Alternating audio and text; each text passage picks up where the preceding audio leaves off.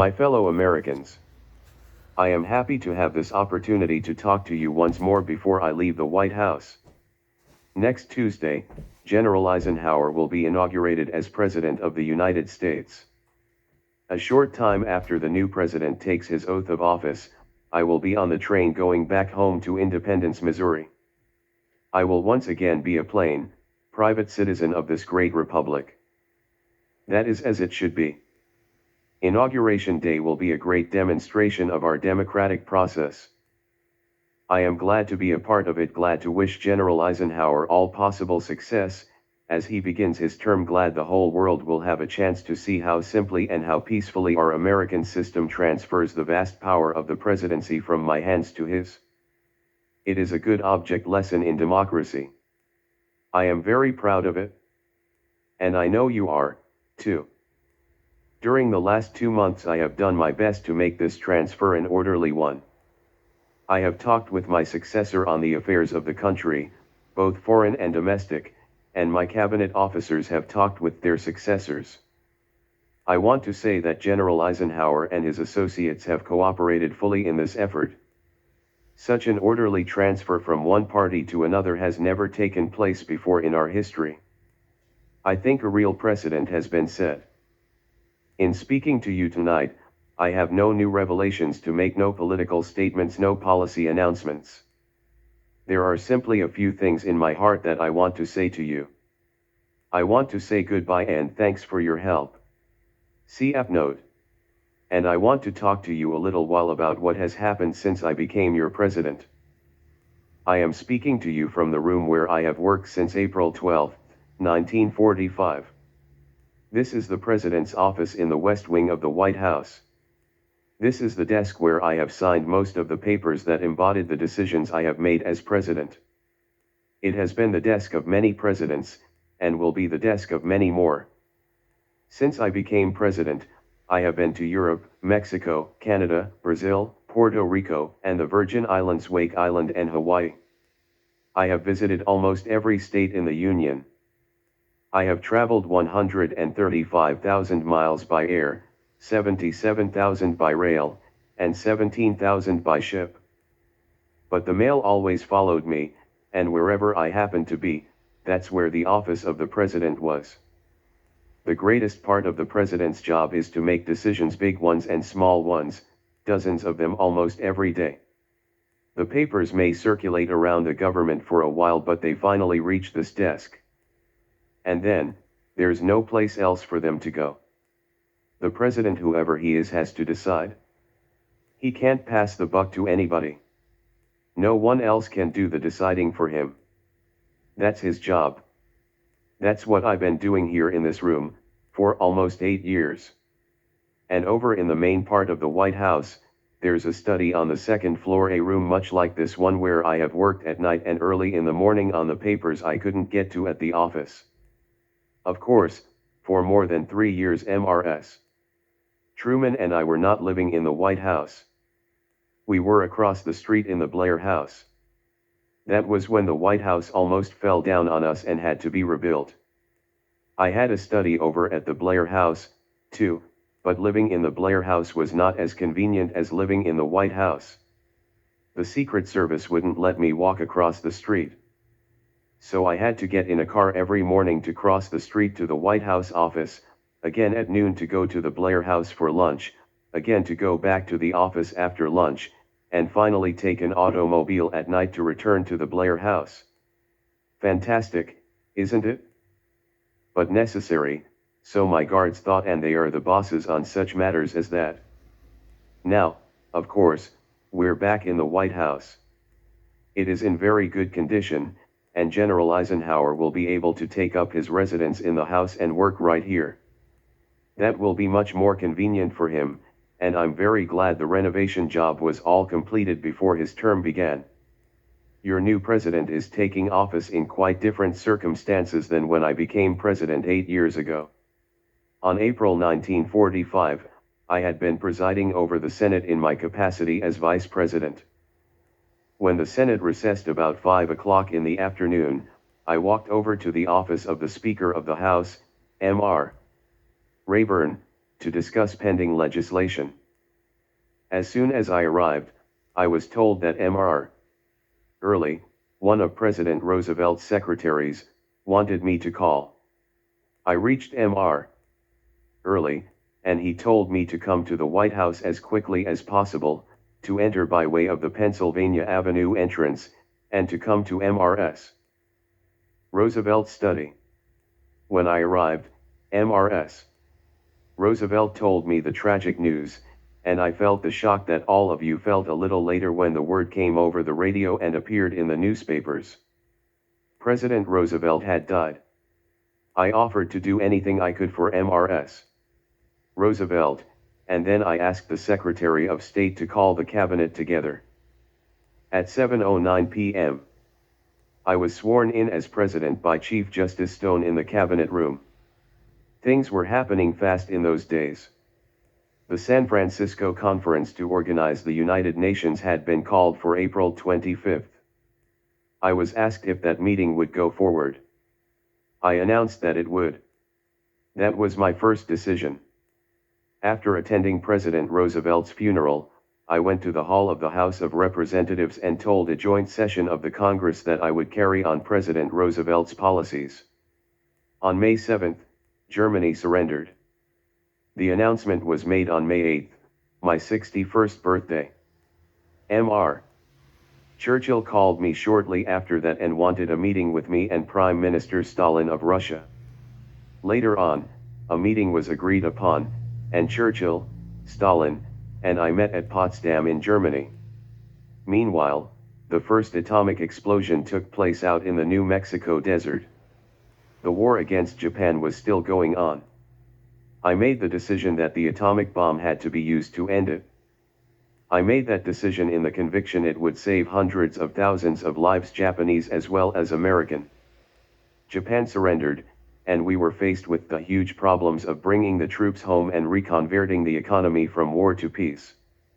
All these things happened within just a little over 4 months from April to August 1945.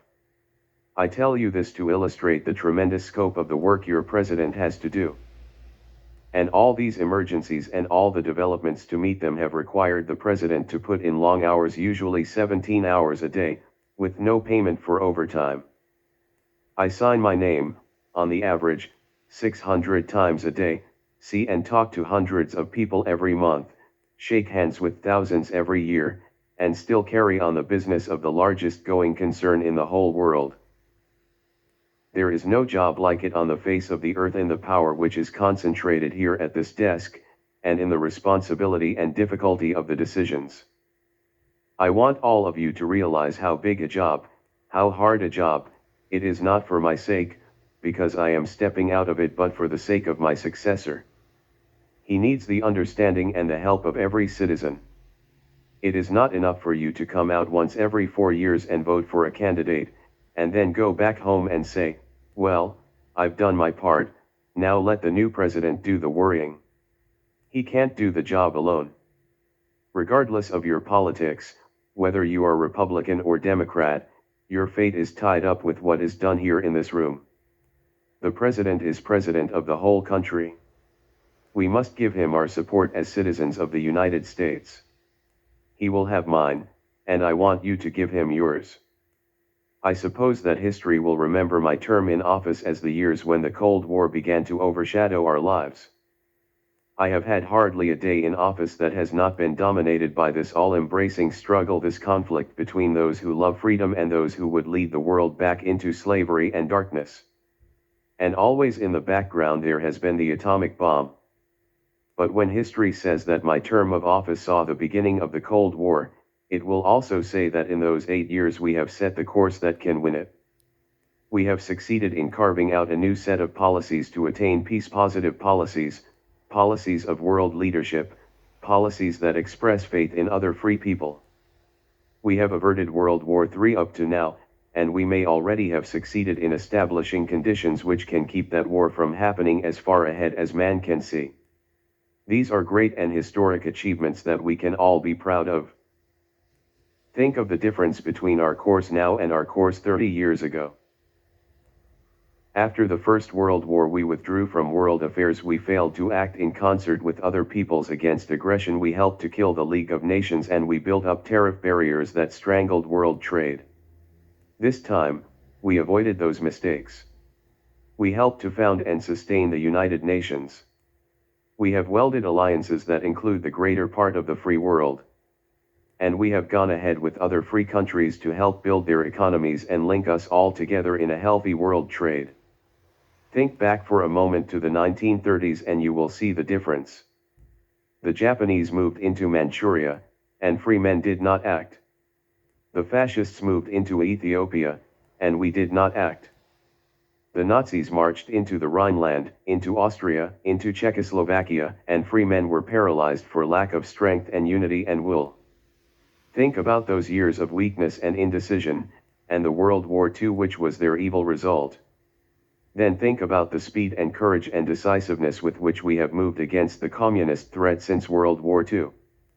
The first crisis came in 1945 and 1946, when the Soviet Union refused to honor its agreement to remove its troops from Iran.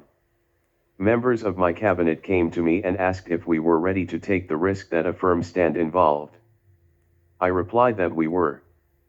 So we took our stand. We made it clear to the Soviet Union that we expected them to honor their agreement, and the Soviet troops were withdrawn from Iran.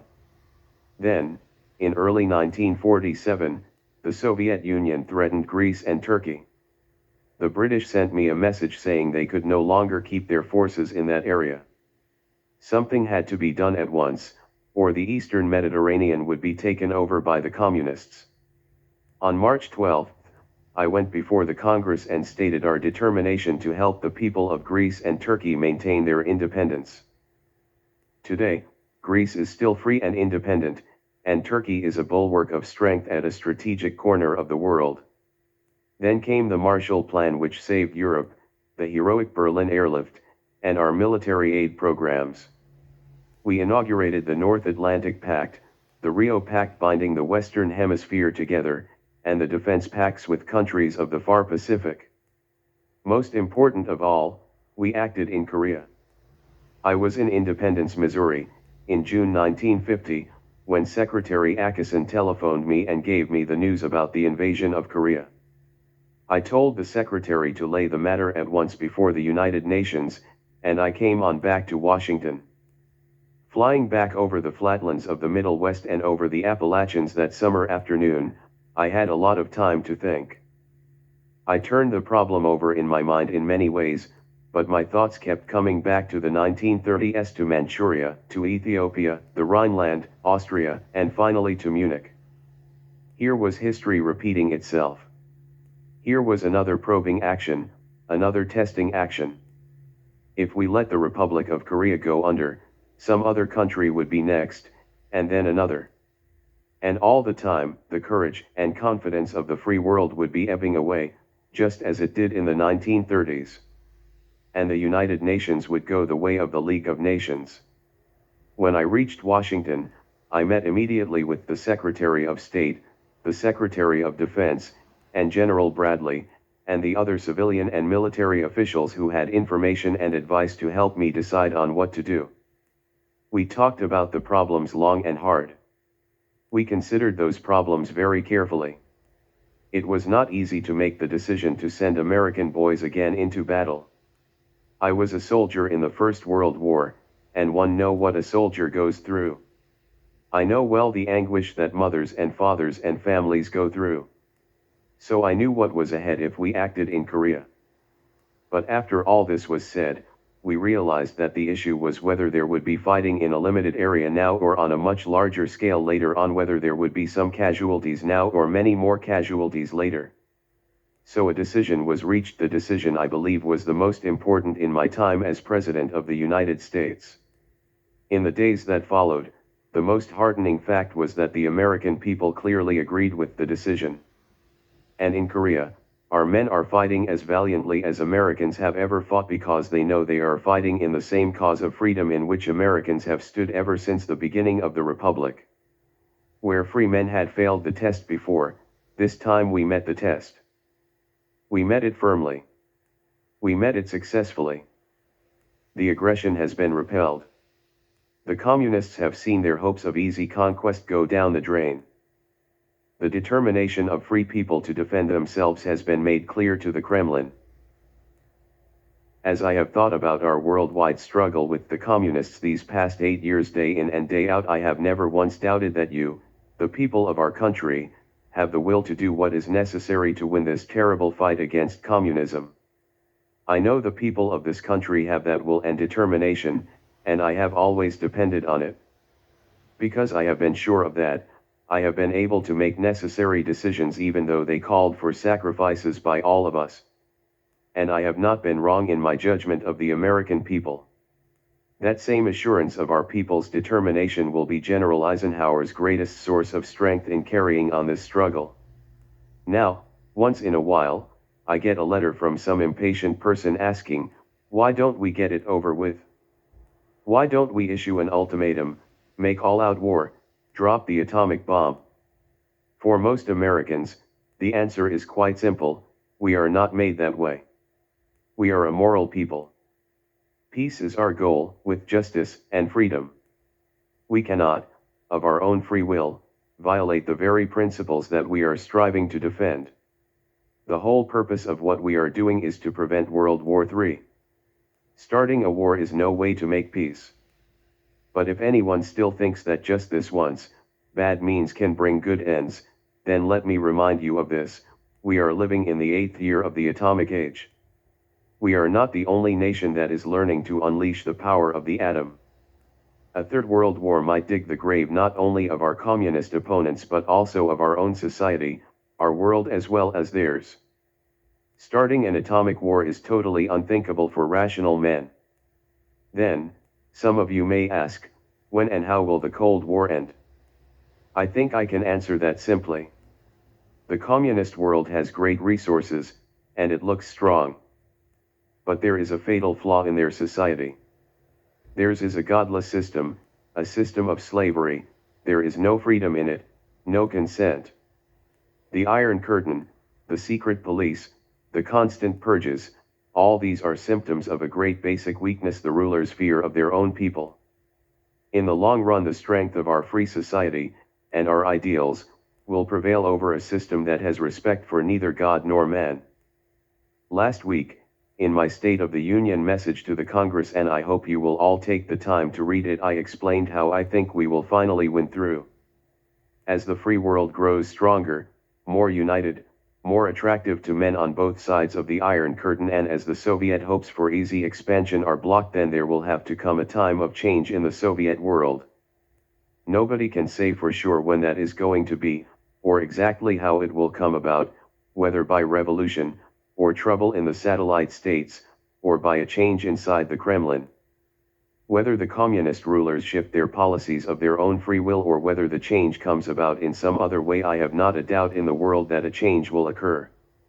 I have a deep and abiding faith in the destiny of free men. With patience and courage, we shall someday move on into a new era, a wonderful golden age, an age when we can use the peaceful tools that science has forged for us to do away with poverty and human misery everywhere on earth. Think what can be done, once our capital, our skills, our science, most of all atomic energy, can be released from the tasks of defense and turned wholly to peaceful purposes all around the world. There is no end to what can be done. I can't help but dream out loud just a little here. The Tigris and Euphrates Valley can be made to bloom as it did in the times of Babylon and Nineveh. Israel can be made the country of milk and honey as it was in the time of Joshua.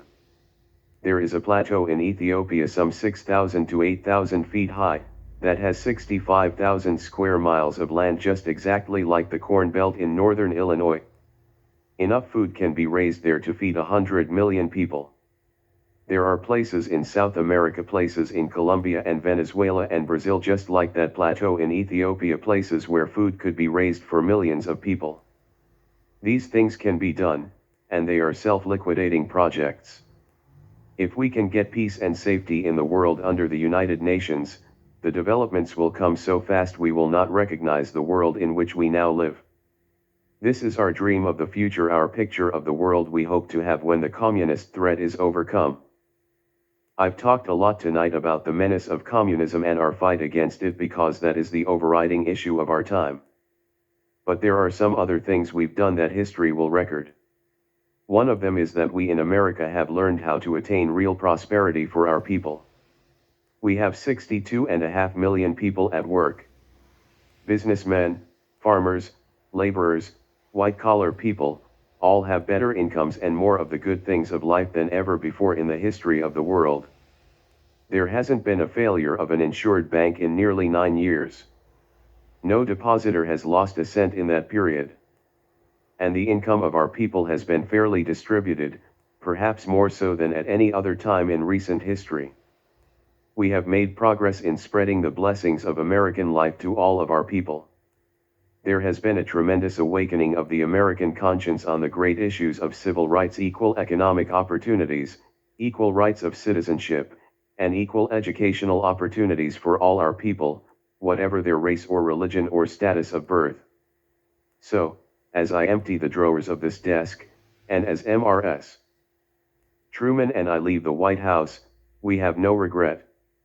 We feel we have done our best in the public service. I hope and believe we have contributed to the welfare of this nation and to the peace of the world. When Franklin Roosevelt died, I felt there must be a million men better qualified than I, to take up the presidential task. But the work was mine to do, and I had to do it. And I have tried to give it everything that was in me. Through all of it, through all the years that I have worked here in this room, I have been well aware I did not really work alone, that you were working with me. No president could ever hope to lead our country, or to sustain the burdens of this office, save as the people helped with their support.